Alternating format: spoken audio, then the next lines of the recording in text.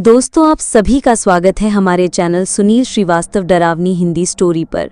अगर आपने अभी तक सब्सक्राइब नहीं किया है तो जल्दी कर लीजिए, क्योंकि आज की कहानी आपको डरा भी देगी और सोचने पर भी मजबूर करेगी। ये कहानी है उस पुरानी हवेली की जो गांव के बाहर जंगल में खड़ी है। लोग कहते हैं वहां किसी औरत की आत्मा भटकती है। हवेली सुनसान खड़ी है, लेकिन रात में उसके अंदर से रोने की आवाज़ें आती हैं। गांव के लोग उस हवेली के पास तक नहीं जाते, लेकिन 3 दोस्त अमन, रवि और सूरज ने सोचा कि ये सब अंधविश्वास है और एक रात वे टॉर्च लेकर उस हवेली की ओर निकल पड़े।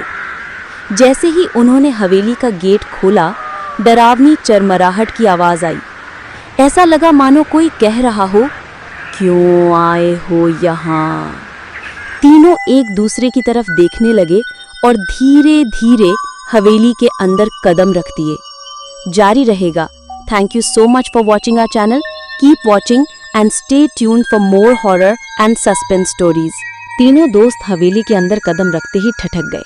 हवा अचानक बर्फ जैसी ठंडी हो गई थी।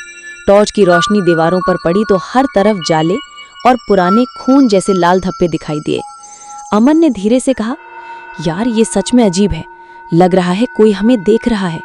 रवि हंसते हुए बोला, डरपोक मत बनो, ये सब बस हवा का खेल है। इतना कहते ही ऊपर वाली मंजिल से लकड़ी की सीढ़ियों पर किसी के भारी कदमों की ठक ठक की आवाज गूंज उठी। सूरज कांपते हुए बोला, तुम दोनों ने सुना? कोई ऊपर है। तीनों ने टॉर्च ऊपर फेंकी तो सीढ़ियों पर एक सफेद कपड़े वाली औरत खड़ी दिखाई दी। उसके लंबे काले बाल जमीन तक घसीट रहे थे। उसका चेहरा अंधेरे में छिपा हुआ था। वो धीरे धीरे सीढ़ियां उतरने लगी और खौफनाक आवाज में बोली, ये हवेली मेरी है, क्यों आए हो यहाँ? अमन ने डरते हुए कहा, हमें माफ कर दो, हम बस देखना चाहते थे। औरत जोर से हंस पड़ी। देखना चाहते थे? अब हमेशा यहीं देखोगे मेरी दुनिया में। इतना कहते ही हवेली का दरवाजा जोर से बंद हो गया और कमरे की खिड़कियां अपने आप पटकने लगी। तीनों की हालत खराब हो चुकी थी। उन्होंने भागने की कोशिश की, लेकिन दरवाजा एक अदृश्य ताकत से बंद हो चुका था। ये कहानी अभी जारी है। आप इसका कौन सा भाग सुनना पसंद करेंगी या अगला भाग सुनना पसंद करेंगे? हवेली का दरवाजा जोर से बंद हो चुका था। खिड़कियां अपने आप धड़ाधड़ बंद होने लगी। अंदर का माहौल इतना ठंडा हो गया कि उनकी सांसें धुएं जैसी दिखने लगी। अमन जोर से चिल्लाया, दरवाजा खोलो, हमें बाहर जाने दो। तभी ऊपर से वही औरत चीखती हुई बोली, अब तुम कहीं नहीं जाओगे, हमेशा के लिए यहीं रहोगे मेरे साथ। उसकी आवाज गूंजती रही और अचानक दीवारों से खून बहने लगा। पुराने चित्र अपने आप गिरकर जमीन पर फटने लगे। रवि कांपते हुए सूरज से बोला, ये क्या है? हमें यहाँ नहीं आना चाहिए था, ये सच में भूत हैं। तभी जमीन हिलने लगी और फर्श के बीचों बीच एक काला दरार बन गया। उस दरार से किसी अदृश्य हाथ ने रवि का पैर पकड़ लिया और उसे नीचे खींचने लगा। रवि चीखने लगा, बचाओ बचाओ, कोई मुझे खींच रहा है।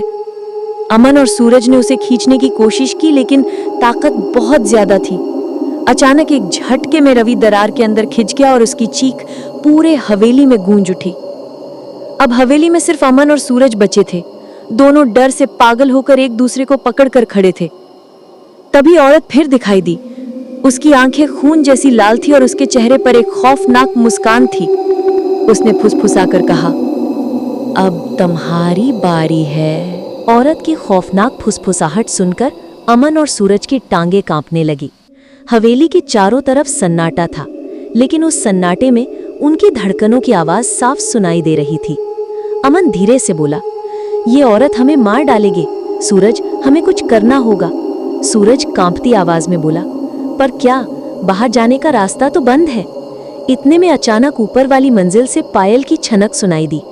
औरत गायब हो चुकी थी, लेकिन जैसे ही उन्होंने राहत की सांस ली, हवेली के सारे कमरे अपने आप खुलने और बंद होने लगे।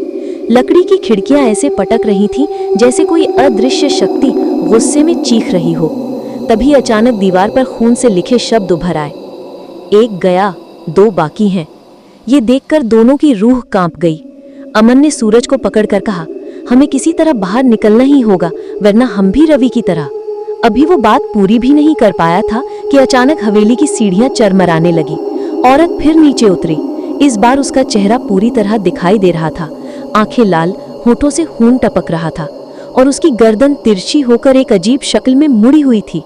उसने दोनों की तरफ देखकर जोर से चीख मारी, भाग नहीं सकते तुम, ये हवेली अब तुम्हारी कब्र बनेगी।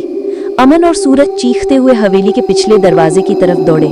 दरवाजा बंद था, लेकिन उन्होंने पूरी ताकत से धक्का दिया और दरवाजा अचानक खुल गया।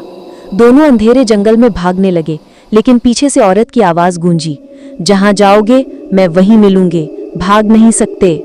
जारी रहेगा। अमन और सूरज हवेली से निकलकर अंधेरे जंगल में भागते जा रहे थे।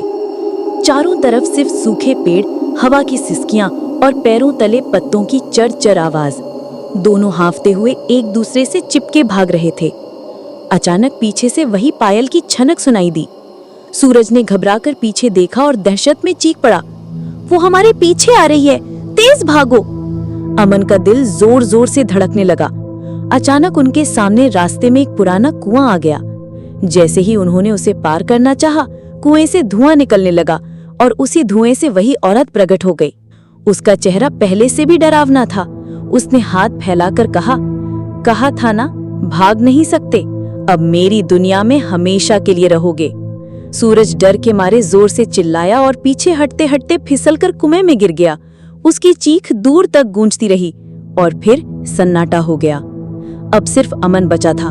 उसके हाथ पांव सुन्न पड़ चुके थे। वो घुटनों के बल गिर गया और कांपती आवाज में बोला, कृपा करो, मुझे छोड़ दो, मैं दोबारा यहाँ कभी नहीं आऊंगा। औरत उसके करीब आई, उसके कान के पास झुककर फुसफुसाई, अब देर हो चुकी है, अब तू भी मेरा हिस्सा बन जाएगा। अगले ही पल हवेली से वही चीख गूंजी और उसके बाद अमन की आवाज हमेशा के लिए खामोश हो गई। गांव के लोग कहते हैं, अब उस हवेली से 3 अलग अलग चीखें सुनाई देती हैं और जो भी इंसान रात को उस रास्ते से गुजरता है, उसे सफेद कपड़ों में 3 साए खड़े दिखाई देते हैं। अमन की चीख जंगल की रात में गूंजती रही और फिर सब तरफ गहरा सन्नाटा छा गया। हवेली के ऊपर काले बादल मंडराने लगे, पेड़ जोर जोर से हिलने लगे, जैसे पूरी प्रकृति उस मौत का गवाह बन गई हो। उस रात के बाद गांव वालों ने हवेली के आसपास जाने की हिम्मत नहीं की। जो भी इंसान रास्ते से गुजरता, उसे हवेली की टूटी खिड़कियों से 3 साए झांकते नजर आते, एक अमन का, एक रवि का और एक सूरज का। कहते हैं रात के ठीक 12 बजे हवेली से तीनों की चीखें मरकर ऐसी दहशत पैदा करती हैं कि सुनने वाला पागल हो जाता है।